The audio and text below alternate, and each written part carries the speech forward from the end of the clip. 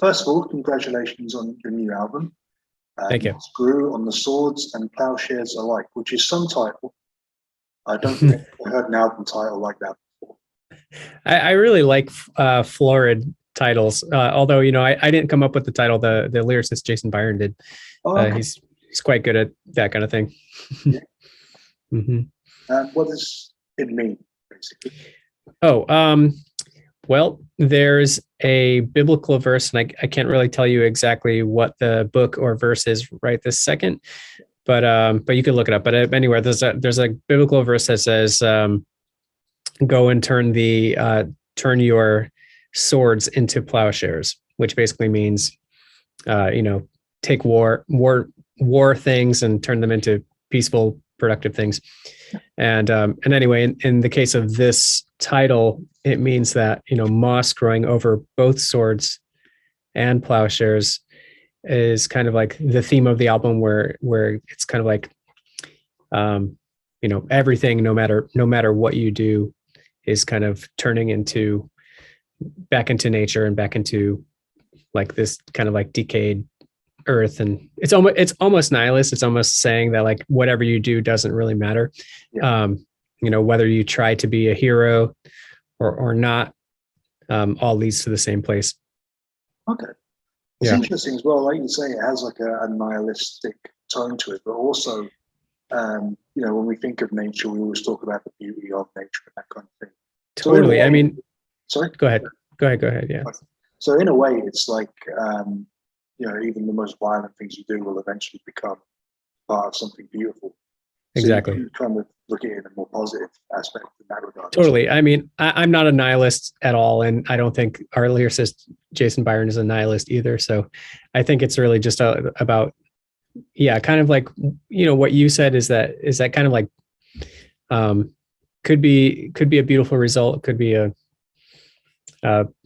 painful result, but either way, it's, kind of nature rules over all, and everything like becomes singularity in a way.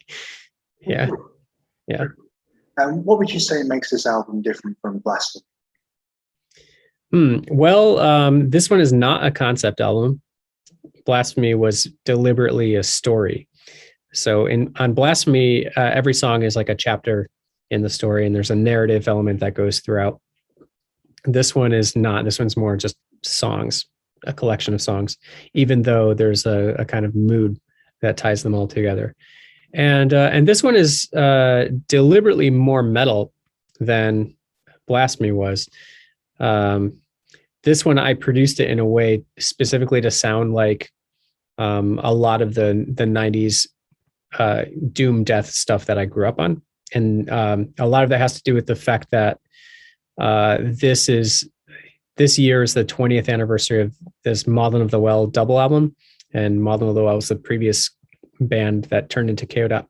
And it's the 25th anniversary of the founding of Maudlin of the Well. So we were going to do a Maudlin of the Well reunion record and try to do some shows or something, but we couldn't because of the pandemic. So I figured maybe the next best thing is to kind of have this Kayo Dot record be done kind of paying homage to that. And so since Maudlin of the Well has its roots in that kind of music and the kind of like 90s gothic doom death stuff, this Kayo Dot record kind of, tries to bring that out a lot. Yeah, you can definitely hear that, but also it doesn't shed the evolution progress of Kayo Dot.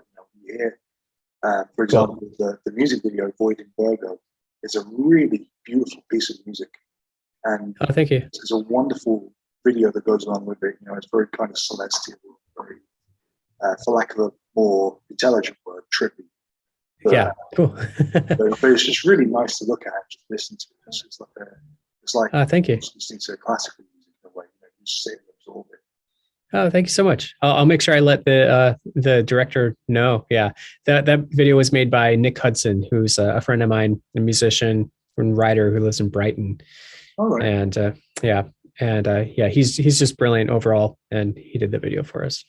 Oh, cool. I was going to ask actually how much creative input you had with the video, because I know you've directed some videos for the band before, so I wasn't sure. Yeah, in this case, I didn't I didn't have any creative input at all, but I just, because I trust Nick as an artist, and I was just like, yeah, man, just do what inspires you. But the only restriction that I had was that that we don't show any people or characters, because I didn't really want to personify anything. And then I also said, make sure that the video is through composed in a way, because I really don't like how a lot of videos that you see out there are like basically like the same footage that just looped or repeated or something like that. And I feel like videos like that, there's no reason to really watch them. So I just said, make sure it's through composed, that it changes throughout, and that there's no characters. And then he just did all the rest himself. No, it's a great result, and I think it represents and it accompanies the music really, really well. Thank you so much. And on a similar note as well is the artwork of the album. It's incredible. Thank you. I was going to ask it because, again, I know you've done a lot of the artwork before. Is this one of your creations? It is, and actually, I have it hanging on the wall behind me, as you can see. Yeah. I painted it, and I'm not really like I wouldn't really consider myself to be a accomplished visual artist. I have done a lot of the artwork for my bands over time, but if you kind of like average out my output, I really do like one drawing a year, maybe. So I don't really do that much. And this one is an oil painting, and it took me like 2.5 months to 3 months, which I'm sure a much better artist could have probably done pretty quickly. But yeah. Well, maybe, but it is a stunning, stunning piece of work. Thank you so much. Do you know what? If I painted that, I wouldn't release anything ever again. Wow. Well, thank you. That's a really great compliment. Yeah. In this picture, it's supposed to be kind of like my rendition of kind of like what's happening in the song "Get Out of the Tower." Yeah.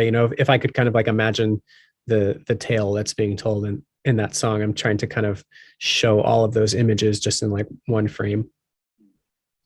Yeah, it's very cool. Like obviously you've done the lyric video for "Get Out of the Tower" as well, and that's like so different from "Void in Bird." It's that has that real kind of cold harshness to it. Great, kind of like early Anathema, that kind of thing, without it being a deliberate. Cool. Nice. Yeah. No, excellent. As for the recording itself. Was this a relatively smooth operation? Were you able to do it all at home, or were you actually able to get together in studio? No, we couldn't get together. It was like right in the middle of the pandemic. So the guitar contributions that came from Greg Massey, we did it over email, and then everything else I did in my own studio. Okay. Cool. Yeah. I suppose it makes it a more comfortable experience at least. Honestly, I really enjoyed working this way, and it's how do I say this? Well, Kayo Dot has and all my previous bands, we made records in studios, and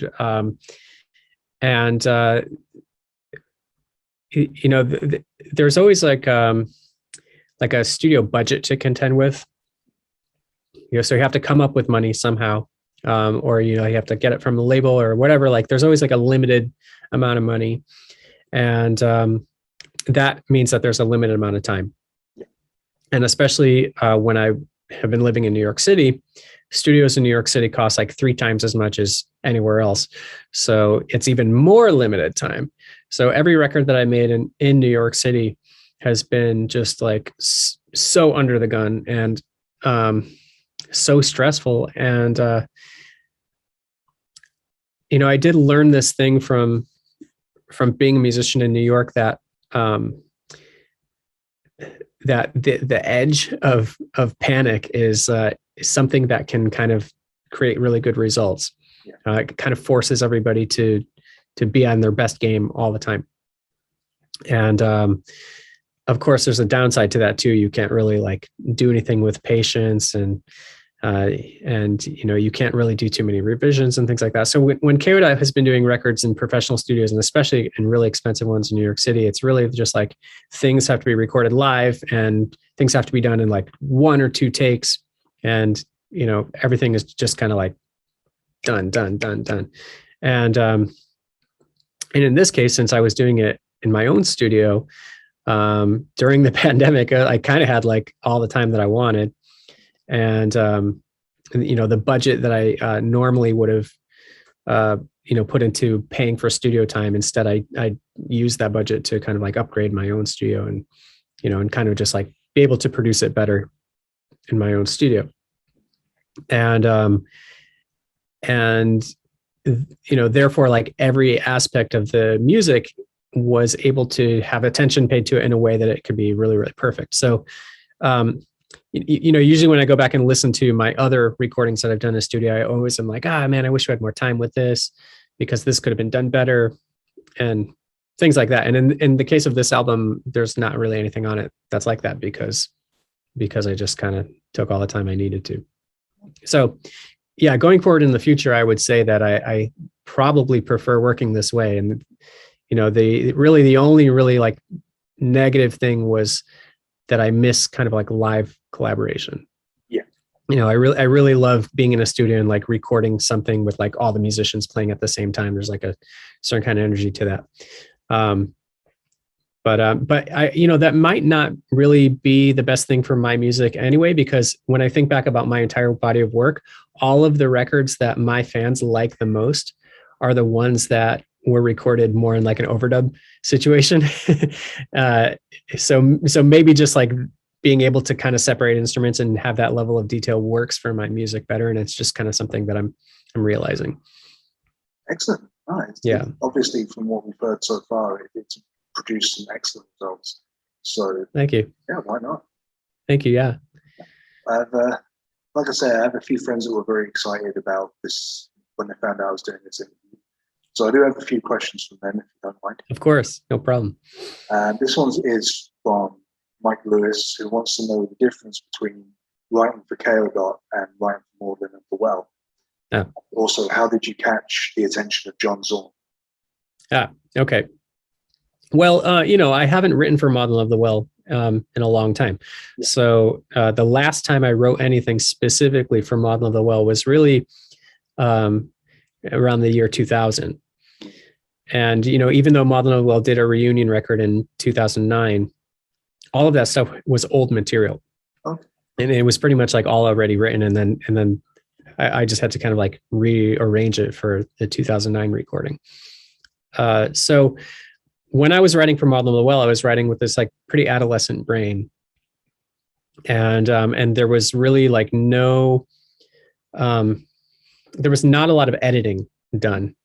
I kind of would just be like, I like this idea. I like this idea. I like this idea.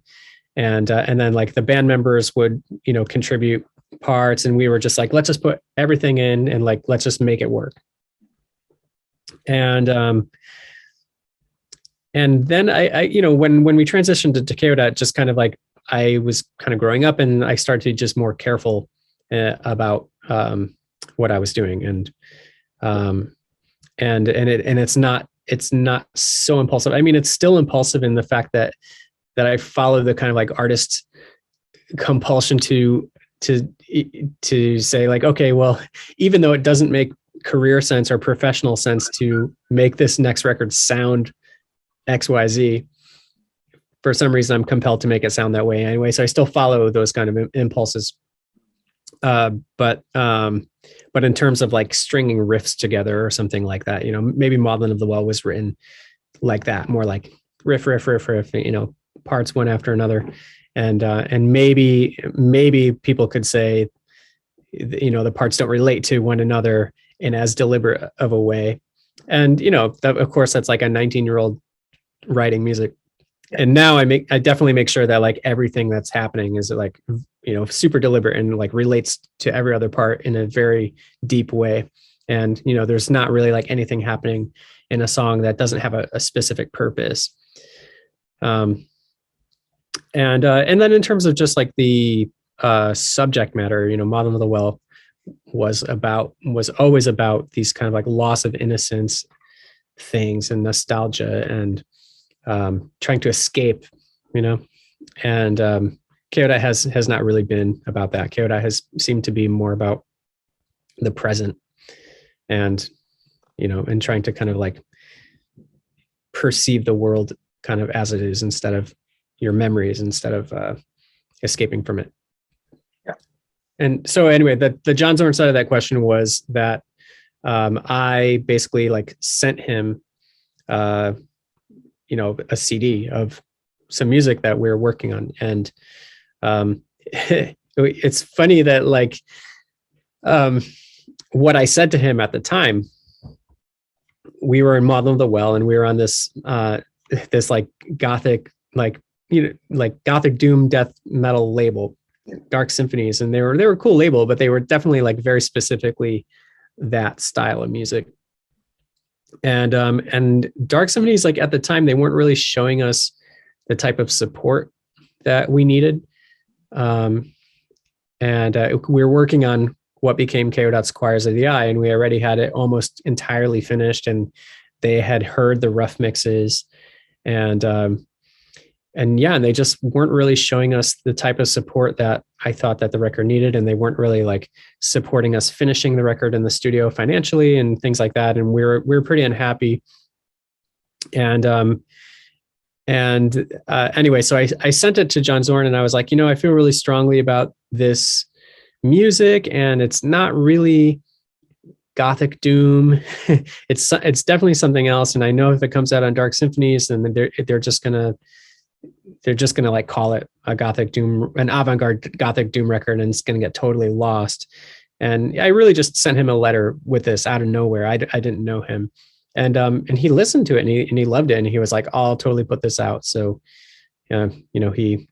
he basically like gave us a budget that I could pay back to Dark Symphonies and buy out the contract, and then we just kind of jumped over to them. And then when that record came out, since Zorn's label is not a metal label and they're not in the gothic doom scene, everybody heard that record as more of like kind of like an avant-garde rock thing, like something kind of classical, something totally different. There wasn't really any of the metal baggage or goth baggage or anything like that to it, and it like totally kind of led us in a completely different direction.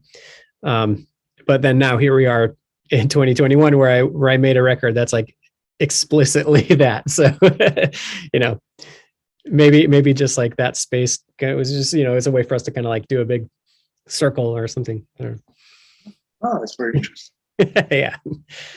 I have another question here. This is also related to Maudlin of the Well, from someone who wants to know how you were able to capture the water interludes on Bath.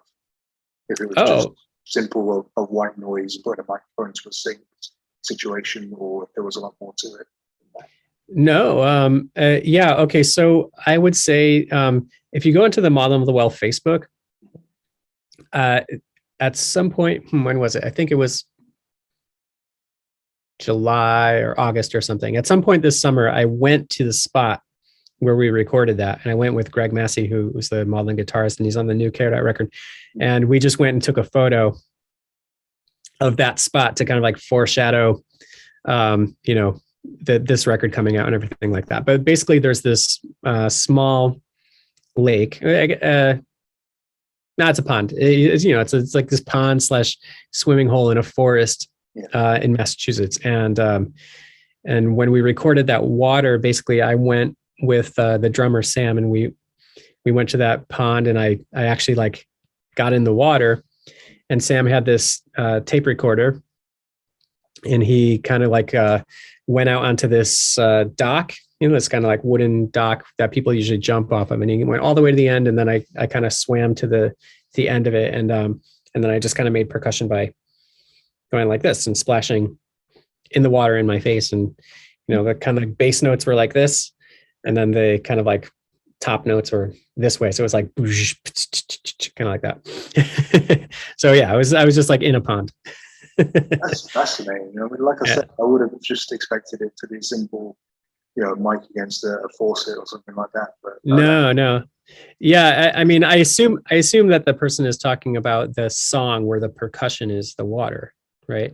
I would assume so. The phrasing that I got was the water interludes on the album. Okay. Yeah. Well, there's another one. That's like just kind of like the sound of flowing water. Right. And that one's in a bathtub. Oh, okay. But then the one that's more like percussion is in a pond. Okay, cool. I mean, that's appropriate enough given the album title and theme and everything. So, Yeah. cool. I also have one here from Nick, who wants to know if you were astral projecting while you were in Maudlin of the Well, because the music is the saddest and most low-key sound he's ever heard. Yeah, the story with that is that I was with Jason Byron, the death singer. We were basically like trying to practice all sorts of astral projection techniques for a couple of years when we were in high school together, and eventually we were kind of doing it from a new age perspective. We found a lot of our reading material at the new age bookstore, but then eventually, as we studied it for a couple of years and practiced it for a couple of years, my studies kind of went towards lucid dreaming, and his studies went towards more like the Aleister Crowley occult stuff.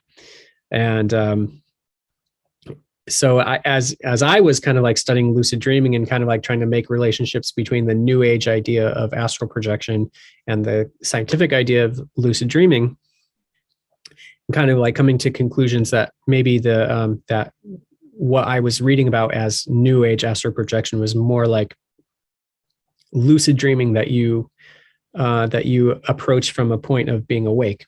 Okay. You kind of like awake and you meditate your way into a lucid dream, as opposed to being asleep and then entering a lucid dream that way. So I was trying to practice doing that. And one of the books that I was reading about lucid dreaming was just saying, okay, how to become a better lucid dreamer.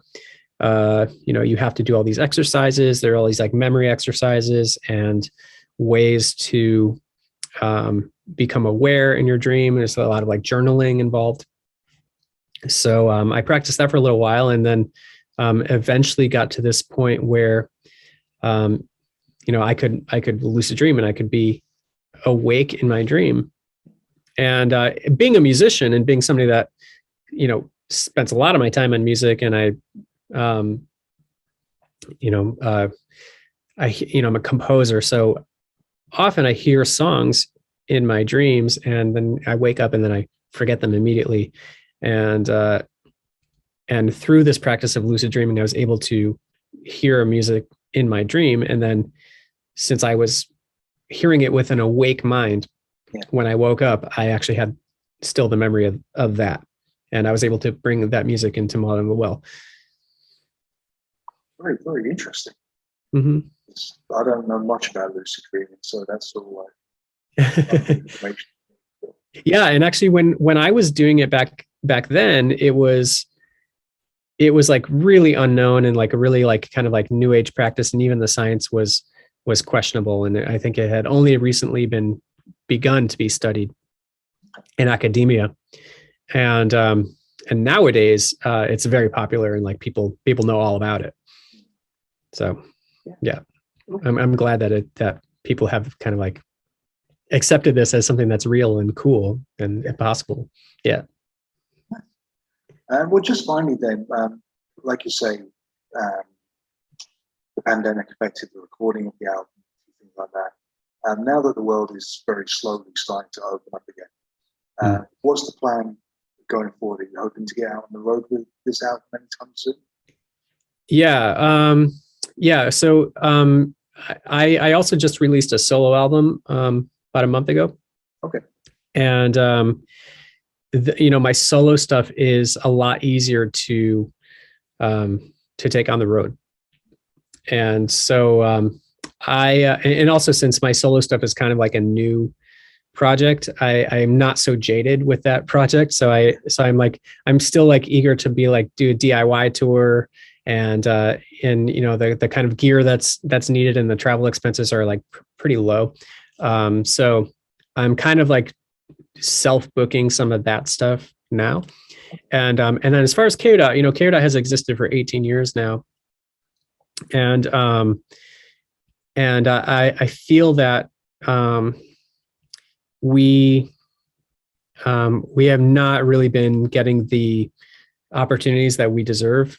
You know, having this huge respected body of work and having been around this long, people just kind of like, you know, we should be on like big festivals and we should be on good big tours and everything like that. And, you know, we just struggle so much with even finding the right booking agent and just all sorts of shit like that, that I feel is not really where Kayo Dot deserves to be right now. And so in order to kind of like have a sense of dignity about it, I was just like, you know, Kayo Dot is basically going to be retired from live shit until people care enough to give us a good opportunity. And then like, as soon as a good opportunity comes our way, we'll totally play. But I don't think Kayo Dot is going to do a DIY tour or anything like that. Okay. It's also an interesting dynamic as well. When you give something a break like that, and then when you eventually have that right opportunity to bring them back to the road, people are then more excited. It's like, oh, they haven't toured in ages. You know, what's the old saying? How can I miss you if you won't go away?